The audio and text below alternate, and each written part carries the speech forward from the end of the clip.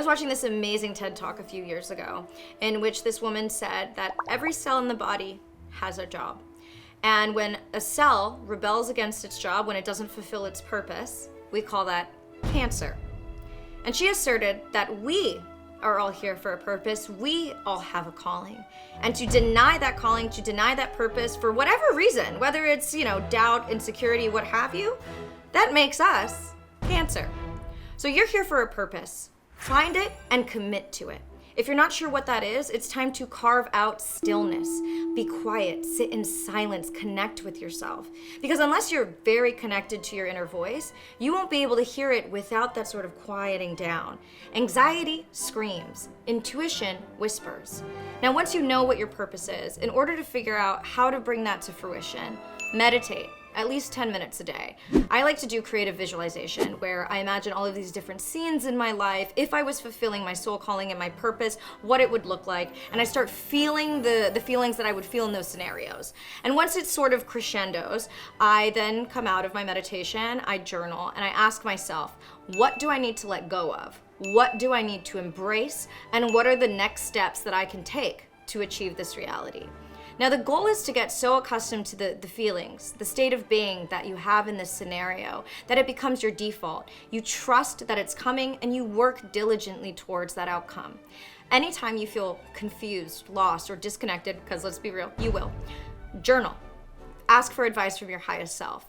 Now, I really like to do bullet lists or just straight up Q&As because I like that concise sort of quick answer.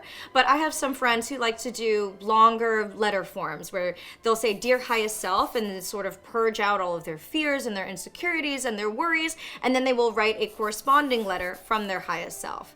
No matter which sort of modality you wanna settle on, this practice, this consistent practice, will strengthen your connection to your highest self. You need to also listen to what they actually tell you to do, right? Their advice is gonna continue to be the same thing until you're brave enough to actually take it. I've been doing this practice for 6 months, and for 3 of those months, my highest self kept telling me to stop drinking. Stop drinking, quit drinking, maybe alcohol doesn't serve you, take a look at that. And it was only by really reviewing my journals that I noticed, oh God, this is one piece of advice that has been consistent the entire time that I've been straight up ignoring because I didn't want to stop drinking.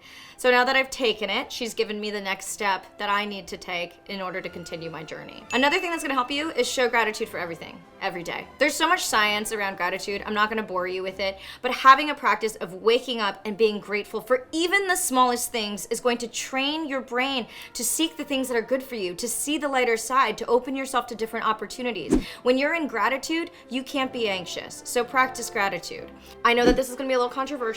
I know that people are like, oh, cringe, but say affirmations in the mirror every day. I don't care. I do them every day. Every morning when I'm brushing my teeth, every evening when I'm brushing my teeth, I play them on a loop. This rewires your thinking, your mindset, your reality, because chances are most of the thoughts running around in your brain are not, I can do anything I put my mind to. I'm beautiful. I'm capable. I can achieve my dreams. Life is easy and exciting and wonderful, and I'm so powerful. No, right? You probably think stuff like, I suck. I hate my life. I wish I had more money. No one likes me. And guess what? That is not going to change until you actively change it. It's work.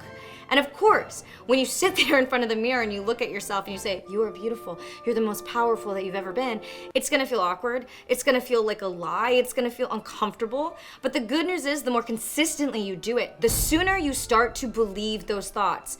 I have conversations with people now, when they say what they believe their reality to be and I don't agree, my mind immediately doesn't affirm it. I'm an actress. We face a lot of rejection in our industry, and I was having a conversation with a coworker the other day, and he said, well, this business is just hard. And my mind literally went, I don't affirm that for me. That's not my reality. I'll have another friend who talks about dating and love, and she'll be like, well, love is hopeless because all men are this and that. And my mind will go, no, they're not. Like, I don't affirm that. That's not reality for me. It's an important part of changing your beliefs, because once you change your beliefs, that changes your actions, which changes your reality. You have to be patient, you have to be consistent, and you have to be detached to a healthy degree. Because often when you start doing this work and when you reach that next level of growth, you're gonna experience a huge loss along the way. Whether it's people or a job or a relationship, when you're trying to manifest something in your life, especially something for your highest good, things are going to create space. Things are going to leave. Every time I've had a spiritual awakening, my life has immediately fallen apart afterwards. Because we make a conscious decision to evolve, everything that's no longer aligned has to fall away. And when it does, let go. And let go of everything no longer serving you. This is people, patterns, thoughts, mindsets. Do an honest inventory of everything you need to get rid of. Start becoming aware of what the inside of your mind looks like. What are the thoughts on repeat? Are they kind? Are they critical? Are they creative? Are they stagnant? When you are in your mind, is it a beautiful garden? Is it a fun place to be that you don't want to escape to? Or is it a dark, scary, hoardery space full of clowns?